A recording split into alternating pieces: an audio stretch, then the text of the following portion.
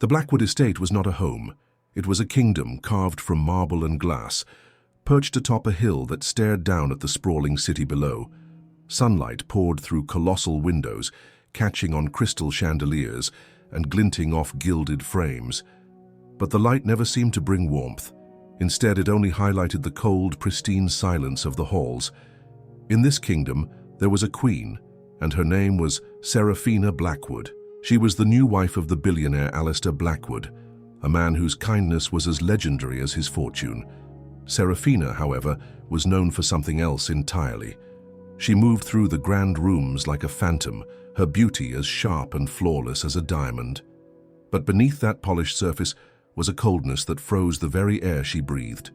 The staff did not respect her. They feared her. They spoke of her in hushed whispers in the kitchens and laundry rooms, their eyes wide with a shared understanding. A misplaced cushion, a fingerprint on a silver tray, a word spoken out of turn. These were not minor mistakes. They were unforgivable sins in the eyes of Seraphina. More than one servant had been dismissed without a word, their careers and lives shattered over an imperfection only she could see. Into this world of silent terror walked Dilara, a young woman with kind eyes and a spirit that had not yet learned to be afraid. She was hired as a junior maid, a position no one else seemed to want for long. To her, the job was a lifeline, a chance to support her ailing mother. The estate's opulence was dizzying, but it was the chilling atmosphere that she noticed first. It was a silence filled with unspoken fear. The breaking point came on a Tuesday. The sun was bright, but inside the formal dining room a storm was gathering. Seraphina was hosting a luncheon for a few of her influential friends. Ilara was tasked with assisting the head housekeeper, a gentle older woman named Beatrice who had worked for the Blackwood family for 30 years. Beatrice was pouring chilled water into a crystal goblet. Her hands, usually so steady, trembled slightly under Seraphina's intense gaze. A single tiny drop of water escaped and slid down the side of the glass, landing on the pristine white tablecloth. It was a minuscule error, almost invisible, but Seraphina saw it. She did not raise her voice. She did not need to. A faint, cruel smile touched her lips.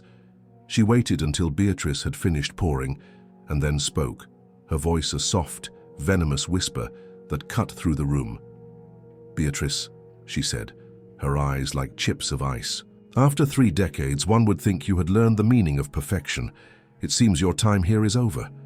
The other guests shifted uncomfortably. Beatrice's face went pale. 30 years of loyal service, erased by a single drop of water. She tried to speak, to apologize, but Seraphina simply raised a perfectly manicured hand, dismissing her with a flick of her wrist.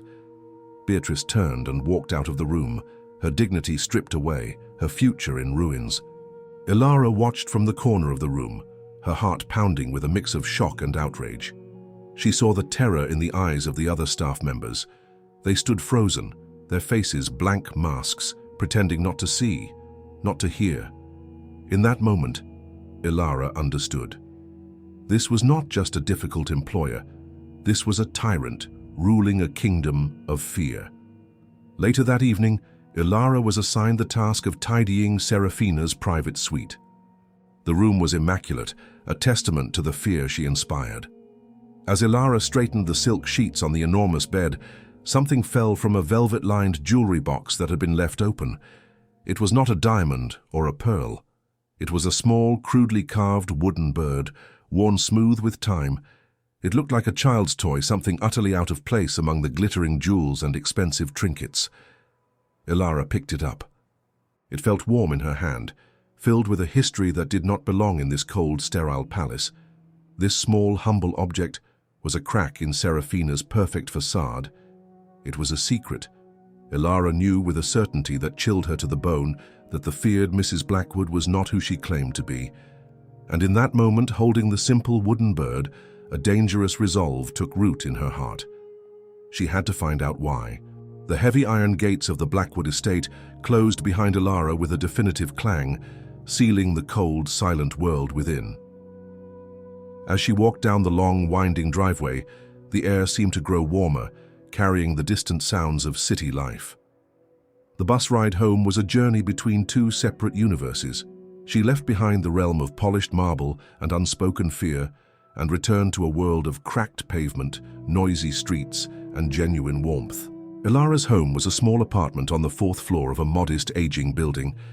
There were no chandeliers or gilded mirrors. Instead, the walls were adorned with framed photos of smiling faces, and the furniture, though old and worn, was clean and comfortable.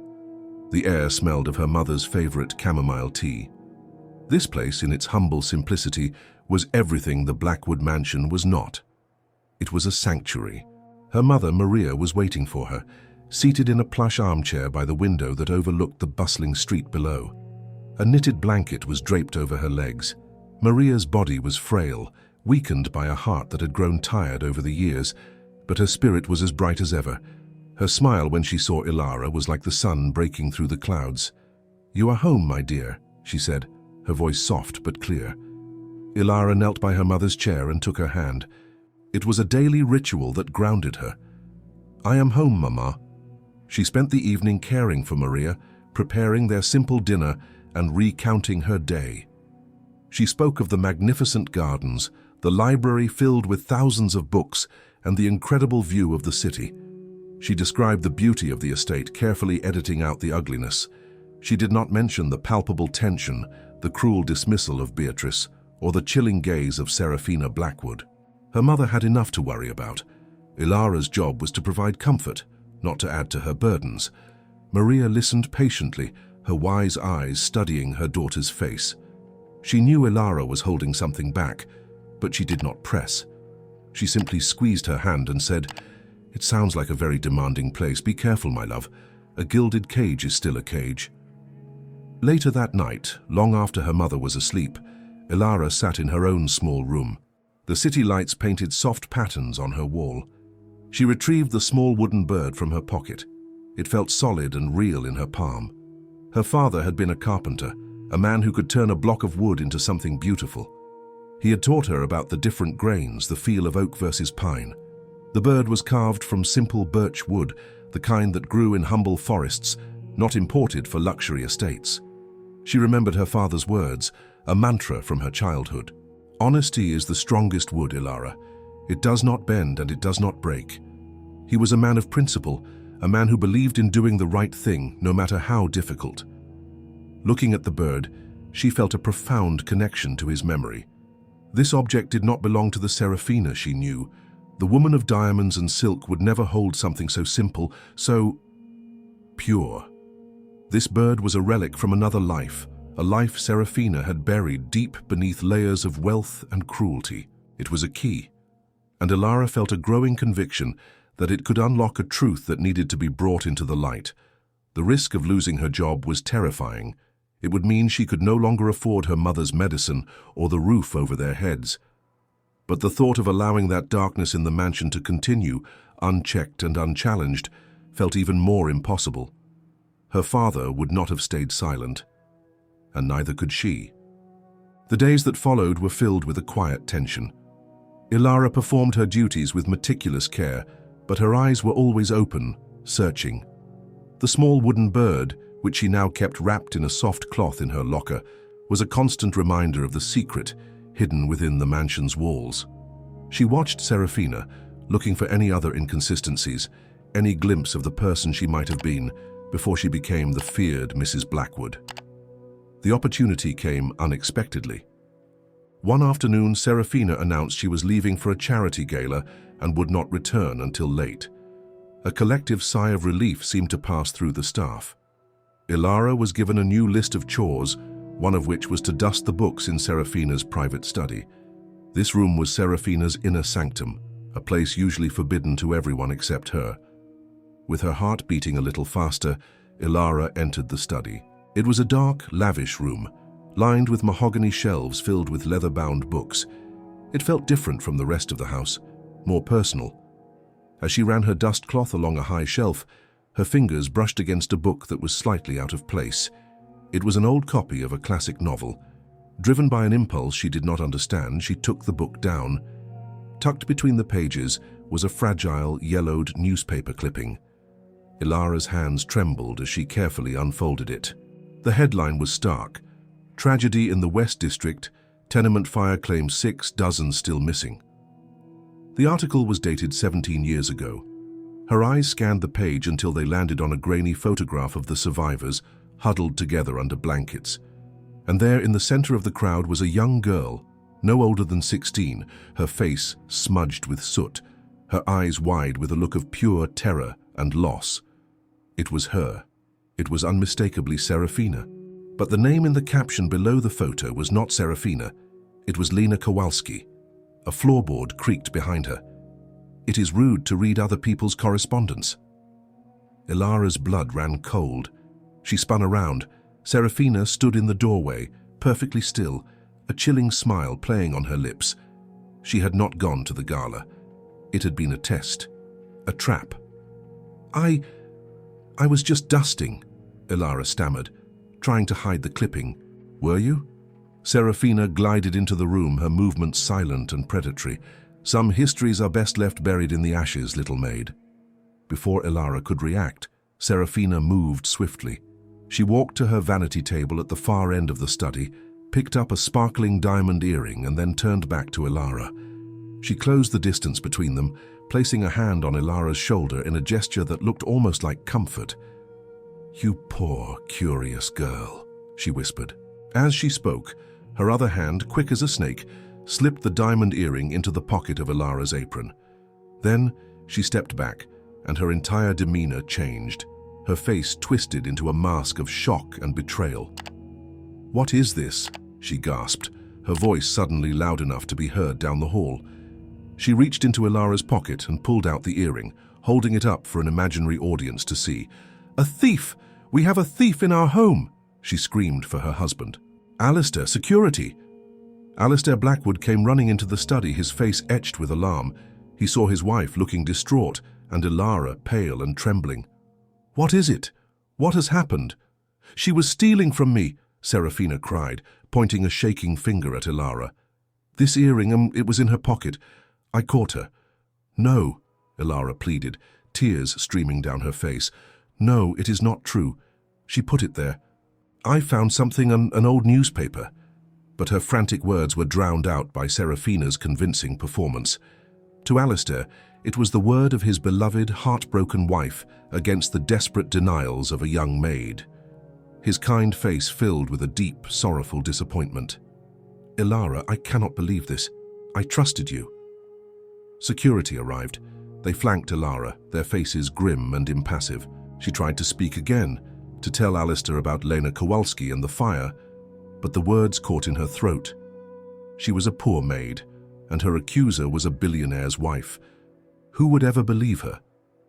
She was escorted from the estate, her final wages thrust into her hand.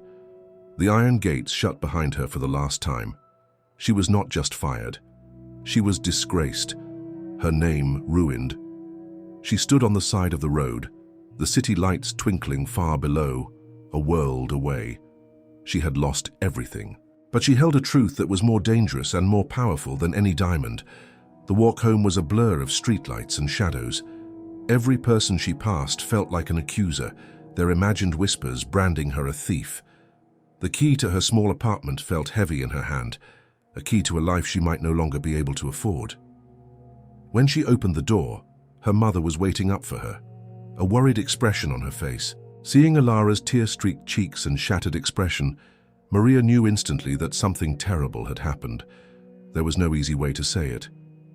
In the quiet of their small living room, with the city humming softly outside, Ilara told her everything. She spoke of the newspaper clipping, of Lena Kowalski, and of Serafina's cold, calculated act of revenge. She explained how the diamond earring had been planted in her pocket, and how Alistair Blackwood, a man she thought was good, had looked at her with such profound disappointment. Maria did not for a second doubt her daughter's story. She pulled Ilara into a tight embrace, her own tears mingling with her daughter's. She was not angry, she was terrified. "Oh, my child," she whispered, her voice trembling. "You have stumbled upon a monster. These people, their world is built on power and secrets. They will not let you expose them. They will try to crush you." Her mother's words proved to be prophetic. The next morning, the struggle began. The final paycheck from the estate was barely enough to cover the rent and a refill of Maria's expensive heart medication. The remaining few dollars were a constant nagging reminder of their fragile situation. Ilara knew she had to find work immediately. She bought a newspaper and circled every job listing for which she was qualified. Maid, cleaner, kitchen helper. Full of a nervous hope, she set out. The first interview seemed promising, but the moment she mentioned she had previously worked at the Blackwood estate, the interviewer's friendly demeanor cooled. A quick phone call was made. The answer was a polite but firm, "We will let you know." She never heard from them again. It was the same story everywhere she went. The Blackwood name was both a powerful reference and a damning curse. No one would hire a maid dismissed for theft from the most prominent family in the city. Her reputation was ruined, poisoned by a lie she could not disprove. Doors were closed in her face, one after another. Hope began to curdle into a cold, heavy despair. Days turned into weeks. Their small savings dwindled to almost nothing. Ilara began skipping meals to ensure her mother had enough to eat. She started selling small things of value. A pair of her grandmother's old earrings, her father's favorite armchair. Each sale felt like losing a piece of herself. A new fear began to creep into her life. She started to feel as though she were being watched. A dark, unfamiliar car would be parked across the street in the morning and gone by the afternoon. Sometimes walking home from yet another failed job search, she would hear footsteps behind her that would suddenly stop when she turned around. It was a subtle, psychological torment.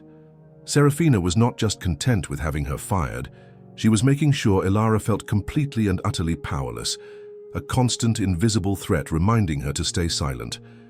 One evening, Ilara hit her lowest point. She sat by her mother's bedside, watching her sleep. Maria's breathing was shallow, and the medicine bottle on the nightstand was almost empty. A wave of suffocating helplessness washed over Ilara. She had failed. She had lost her job, their security, and she could not even protect the one person she loved most in the world. The truth about Lena Kowalski felt like a useless, dangerous burden. What good was knowing the truth if she had no power to reveal it? For a moment, she considered letting it go, forgetting it all, just to survive. But then, as she sat there in the darkness, her father's words echoed in her memory. Honesty is the strongest wood. Giving up would be letting the lie win. It would be letting Serafina crush her completely. A tiny, defiant spark ignited in the depths of her despair. She could not fight Serafina Blackwood in her world of wealth and influence, but Lena Kowalski did not belong to that world. Lena Kowalski belonged to the past.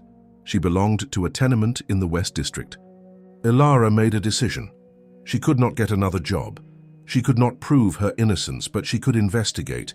She could find out what really happened 17 years ago. She would go to the city archives. She would look for records of the fire. She would search for anyone who remembered the girl named Lena Kowalski. It was a desperate, dangerous plan, but it was hers. It was the first step on a new path, not as a victim, but as a fighter. Armed with a new sense of purpose, Ilara began her investigation in earnest. Her first stop was the city's main public library, a vast, silent building that felt a world away from the tension of the mansion. She spent days hunched over a microfilm reader, her eyes burning as she scrolled through endless pages of old newspapers. She found the original article she had seen in Serafina's study, but very little else. The tragedy of a tenement fire in the city's poorest district was old news, a brief flicker of interest that had quickly died out. The official reports were even harder to access. At the city archives, she was met with dismissive clerks and bureaucratic red tape. A disgraced maid asking about a 17-year-old fire was not a priority. Each closed door felt like a personal rejection, a reminder of her powerlessness. Her meager savings were disappearing at an alarming rate. The bus fare to travel across the city, the small fees for photocopies, each expense was a painful choice, money that could have been used for food or for her mother's medicine. The financial pressure was a constant, heavy weight on her shoulders. Realizing the paper trail was a dead end, Ilara knew she had to go to the source. She took a bus to the West District, the neighborhood where the fire had happened. It was a part of the city she had never seen before. The buildings were gray and tired, the streets littered with forgotten things. The air felt heavy with a sense of resignation. She found the address from the newspaper article. The tenement building was long gone, replaced by a vacant, weed-choked lot surrounded by a chain-link fence. It was a graveyard for a memory, and it offered no clues. She tried talking to the local residents, hoping to find someone who remembered the fire. But the people of the West District were wary of outsiders. Their faces were closed, their answers short. An old woman listened to her questions for a moment before shutting the door in her face. A group of men on a street corner told her to stop digging up old ghosts. To them, she was a stranger, prying into a pain that was not hers to understand. Defeated and exhausted, she returned home one evening to find her deepest fear realized. Her mother was slumped in her armchair, her face pale, her breathing labored and shallow. The last of her heart medication had run out that morning. A wave of ice-cold panic and guilt washed over Ilara. She helped her mother to bed, her hands shaking as she held a glass of water to her lips. This was her fault. Her quest for the truth was actively harming the one person she had sworn to protect. That night, Ilara did not sleep. The next day, she returned to the empty lot in the West District, not as an investigator, but as someone seeking a place to grieve. She sank onto a crumbling concrete step, the full weight of her failure crashing down on her. She was out of money, out of leads, and out of strength. Her mother was sick, her name was ruined, and the truth was buried too deep. Serafina had won. Ilara stared at the weeds and the broken glass, and for the first time she truly gave up. As she sat there, a hunched figure with tears silently streaming down her face, an old man shuffled out from a small bakery across the street. He carried 2 steaming cups in his hands. He had seen her every day for the past week, watching from his window as she tried and failed to get people to talk. He had seen the hope in her eyes slowly die out. "This neighborhood has too many sad stories," he said, his voice raspy with age as he handed her a cup. "You look like you are carrying one of your own." His name was Mr. Petrov, and he had lived across from the tenement his entire life. His kindness, so unexpected, opened the floodgates of Ilara's despair. She told him everything. He listened patiently, his gaze never wavering. When she finished, he nodded slowly. "I remember the fire," he said softly. "I remember the smoke and the screams. I also remember the Kowalski girls." Ilara's head snapped up. "Lena, the older one, she was tough. A survivor," he continued, staring at the empty lot. "But there was another, a little one, Anya. She was only about 6 years old. They were inseparable. After the fire, I saw the authorities take them away. They were crying, holding on to each other. I heard the girls were separated. Lena was old enough to be on her own, but they sent little Anya to an orphanage upstate. St. Jude's Home for Children, I think it was called." The words hit Ilara like a bolt of lightning. A sister, Anya Kowalski, a living witness who shared Serafina's past. It was not just a secret she was chasing anymore, it was a person. A lost sister who had no idea her older sibling was now a powerful billionaire. The despair that had crippled her moments before was replaced by a surge of adrenaline and a new, ferocious resolve. She had a name. She had a place. Her journey was not over. It had just found its direction. The name Anya Kowalski became a mantra for Ilara, a single point of light in her suffocating darkness. Her mission was no longer about exposing a monster, it was about finding a ghost. This subtle shift changed everything. It transformed her quest from one of potential revenge into one of compassionate justice. But she knew she could not do it alone. The system had already proven impenetrable to a single, powerless woman. She needed someone who knew how to open locked doors. Back in the public library, Ilara changed her search. She was no longer looking for history, she was looking for a hero. She searched for journalists known for writing about the forgotten people of the city. One name kept appearing: Ben Carter.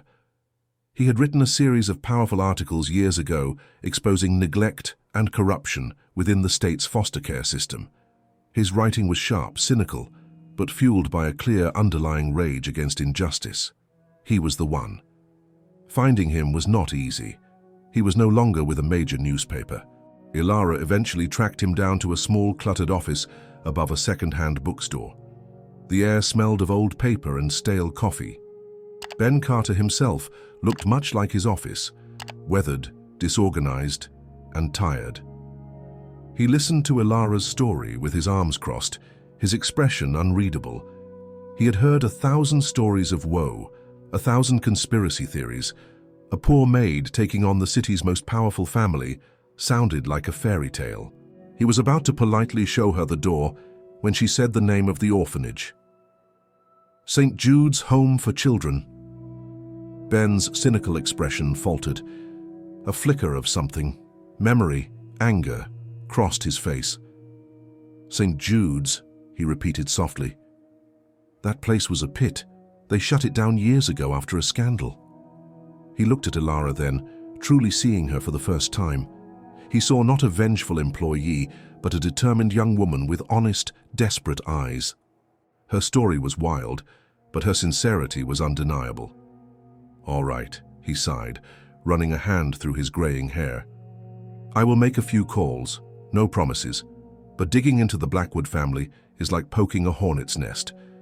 If you are serious about this, you are going to need more than a washed-up journalist. You are going to need a lawyer. Ben was true to his word. A day later, he called Ilara and gave her an address. Her name is Sarah Chen, he said. She works for the Legal Aid Society. She is young and does not back down from a fight. Tell her I sent you. Sarah Chen's office was the complete opposite of Ben's. It was small but bright, organized, and buzzing with a quiet, focused energy. Sarah herself was sharp and attentive, her eyes missing nothing as Ilara recounted her story for a third time. Where Ben had been cynical, Sarah was ignited. The injustice of Ilara's situation, of a powerful person using their wealth to ruin an innocent life, was exactly the kind of fight she had dedicated her career to. The three of them met the following evening in Sarah's office. For the first time, Ilara felt like she was part of a team. She was the witness, the one who held the core truth. Ben was the investigator, the one who knew how to navigate the city's shadows, and Sarah was the strategist, the one who could protect them and build a case. Serafina's power comes from her money and her reputation, Sarah explained, her voice clear and confident. The truth is the only weapon we have that can challenge that. But it has to be solid. It has to be irrefutable. Ben unrolled a map of the state on the table. I started digging into St. Jude's, he said, his voice now laced with the excitement of a reporter on a scent. The records are a disaster, mostly destroyed. But I found a name, a social worker who was there when the home closed. And more importantly, I found a forwarding address for a 16-year-old Anya Kowalski when she aged out of the system. It is a small town, 100 miles from here. He tapped a location on the map. It is a long shot, but it is the only lead we have. Ilara looked from Ben's determined face to Sarah's encouraging smile. A week ago, she had been alone, jobless, and utterly defeated. Now she sat with two strangers who had chosen to stand by her side, who believed in her. The weight on her shoulders did not disappear, but for the first time she felt strong enough to carry it. Hope, real and powerful, surged through her. She was no longer a victim. She was part of a fight for justice. Ben's lead took them 100 miles north to a quiet, forgotten town named Havenwood. It was a place of tree-lined streets and humble, well-kept houses, a world away from the city's frantic energy. They found Anya Kowalski, who now went by the name Anna Cole, working as the town librarian. She had a kind, gentle face and the same deep, thoughtful eyes as her sister. There was a peacefulness about her, the quiet strength of someone who had built a good life from a difficult beginning. Ilara, with Ben at her side, approached her carefully. In the silent, sunlit library, surrounded by the comforting smell of old books, Ilara told her story. She spoke softly, laying out the facts with as much compassion as she could muster. Anna listened, her initial polite curiosity turning to stunned disbelief. The idea that her sister Lena, the fierce protector she had lost so long ago, was alive and living as a cruel billionaire's wife was impossible to comprehend. Her disbelief wavered when Ilara placed the small wooden bird on the table between them. Anna gasped, her hand flying to her mouth. She picked it up with trembling fingers. "My father carved this," she whispered, tears welling in her eyes. "He made this for Lena. He made me a small wooden horse. I lost it in the fire." The simple object was an undeniable link to a shared past, a key that unlocked a door to buried grief. The story was true. Her sister was alive. Anna agreed to return with them, not for revenge, but for the truth. Sarah devised the perfect stage for the confrontation. The annual Blackwood Charity Gala, a glittering event attended by the city's elite.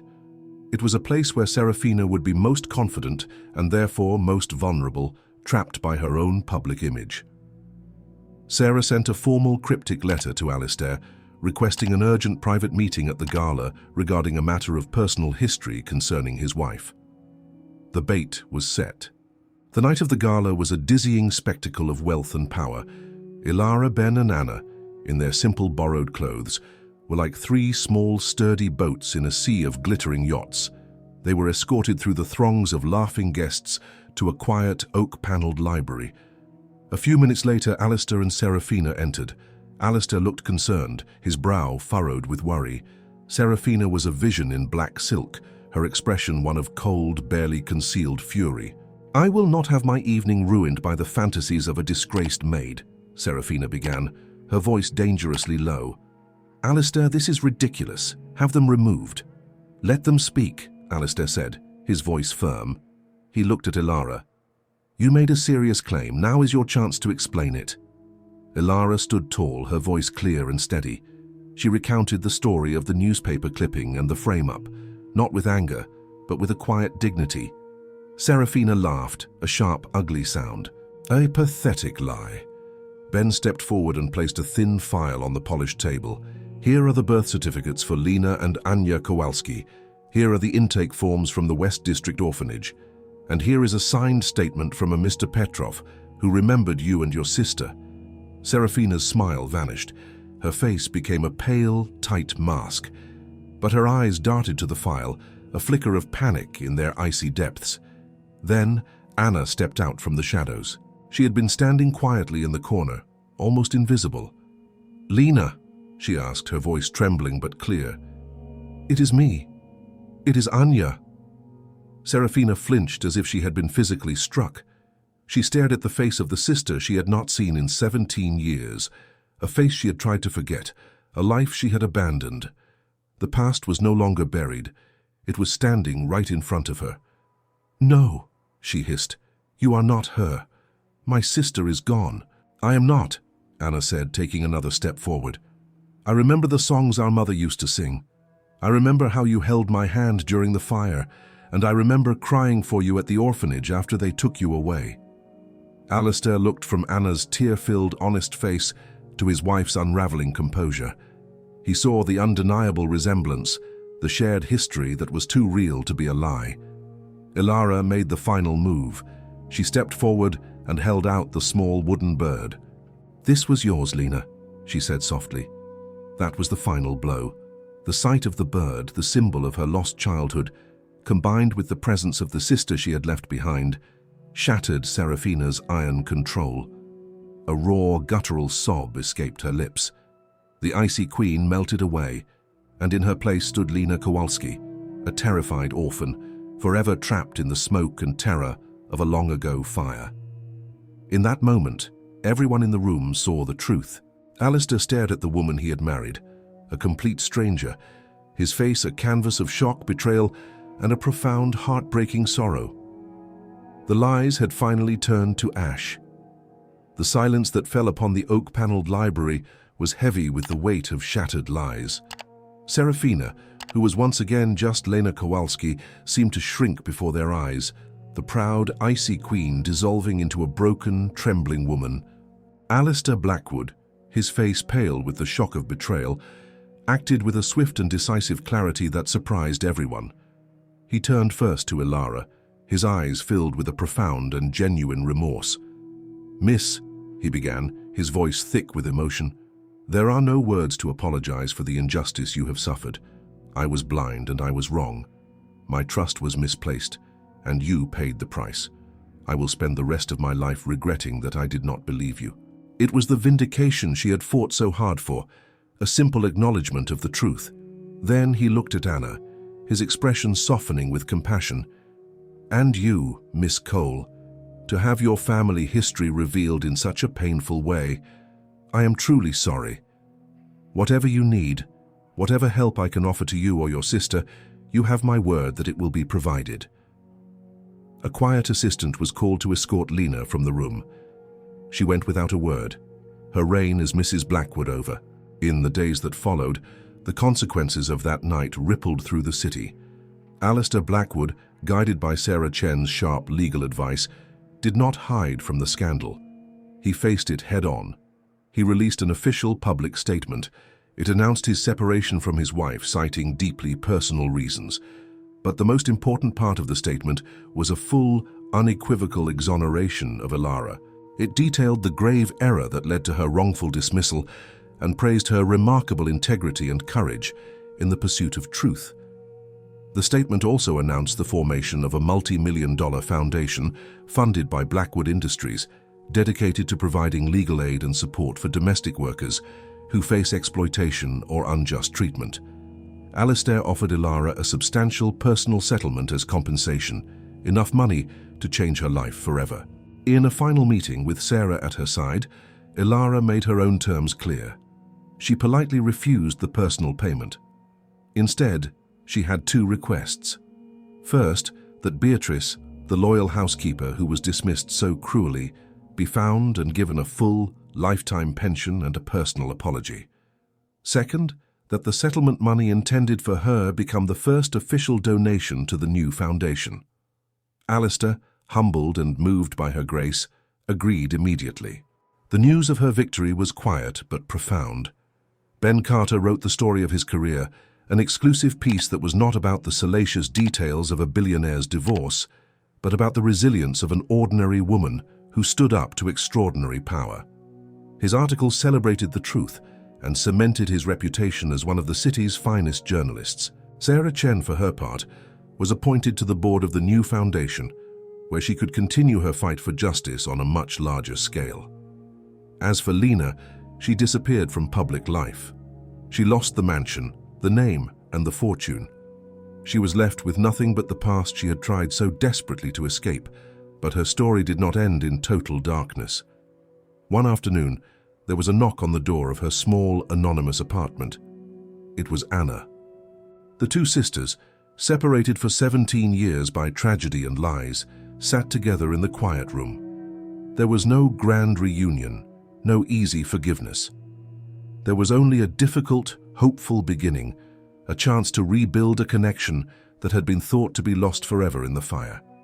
Ilara's own victory was celebrated not in a ballroom or a boardroom, but in the warmth of her small, loving home. She told her mother everything, and Maria held her daughter's hands, her eyes shining with tears of pride. The fear was gone, replaced by a deep, peaceful relief. Ilara's name was not only cleared, it was now a symbol of quiet strength and unwavering integrity. Justice had been done. 1 year later, the world was a different place. The sun streamed into the windows of a small, charming house on a quiet, tree-lined street. This was Ilara's new home, a place of warmth and light, purchased not with a settlement, but with the salary from her new job. She was now the head of community outreach for the foundation she had helped inspire, a position where she used her experience and compassion to help others who felt voiceless and afraid. On a bright Saturday afternoon, the house was filled with the sounds of gentle laughter and happy conversation. Ilara was in the kitchen, preparing a simple lunch. Her mother, Maria, sat in a comfortable chair in the small sun-drenched garden, her health restored, a peaceful smile on her face. The constant weight of worry had been lifted, and in its place, a deep and abiding pride for her daughter had blossomed. Her friends were all there. Ben Carter arrived first, looking 10 years younger. The cynicism in his eyes had been replaced by a familiar journalistic fire. He was writing the most meaningful stories of his life, exposing injustices and giving a platform to the forgotten. Sarah Chen came next, vibrant and full of energy, fresh from a courtroom victory for a client of the foundation. And last to arrive was Anna, who had driven down from Havenwood, her arms full of flowers from her own garden. They gathered around a table in the garden, a small, unlikely family forged in a battle for the truth. They talked and laughed, sharing stories of their week. It was a scene of simple, profound peace. Inside the house, resting on a bookshelf in the living room, was a small, worn wooden bird. It was no longer a secret or a clue, but a proud monument to a difficult journey. It was a reminder that even the smallest, most humble truth has the power to bring down a kingdom of lies. Anna gave them a quiet update on her sister. "It is a long road," she said softly, looking at her friends. "She is in therapy. She is learning to be Lena again. Some days are harder than others, but for the first time she is not running from the past. She is trying to understand it. It was not a perfect ending, but it was a real one, tinged with a fragile, hard-won hope." As the afternoon sun cast a golden glow over the garden, Ilara looked at the faces of her friends. She thought of the cold, silent opulence of the Blackwood estate, a world that had once seemed so powerful and intimidating. That world was a distant memory now. She had faced down the monster and had not become one herself. Instead, she had built a new life, not on a foundation of wealth or power, but on something far stronger: kindness, friendship, and an unshakable belief in doing what is right. She was surrounded by love, her life had a purpose, and she was at long last truly free. Ilara's incredible journey teaches us a powerful lesson. It shows us that true strength is not measured by wealth or status, but by the courage to stand up for what is right, even when you are standing alone. Her story is a beautiful reminder that integrity is a treasure no one can take from you, and that the truth, no matter how deeply it is buried, will always find its way to the light. This story was about a quiet hero who changed the world around her, not with a shout, but with a persistent whisper of truth. It was also about the power of friendship and how the right allies can help you face even the most powerful giants. And now, we would love to hear from you. The stories we share here come alive in our comment section through your thoughts, your perspectives, and your own experiences. Let us start with this.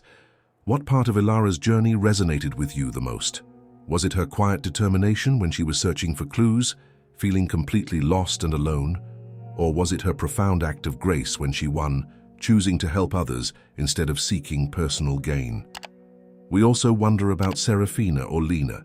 Do you believe that someone who has built a life on lies and caused so much pain deserves a chance at redemption? Can a person truly find their way back after running from their past for so long? Let us know what you think. This story also showed us how crucial allies are. Ilara's life changed the moment Ben and Sarah chose to believe in her. Have you ever had someone in your life who stood by you and gave you the strength to keep going? Please share your thoughts on these questions in the comments below. We read every single one, and your insights create a wonderful community here. If this story of justice, courage, and hope touched your heart, please take a moment to give this video a thumbs up. Liking the video is a wonderful way to show your support, and it helps our channel reach more people who, like you, enjoy stories that inspire and uplift the human spirit. And finally, if you are new to our channel and want to hear more stories like this one, we would be so happy to have you join our community. Please subscribe and make sure you turn on the notification bell so you will be the first to know when we release our next story.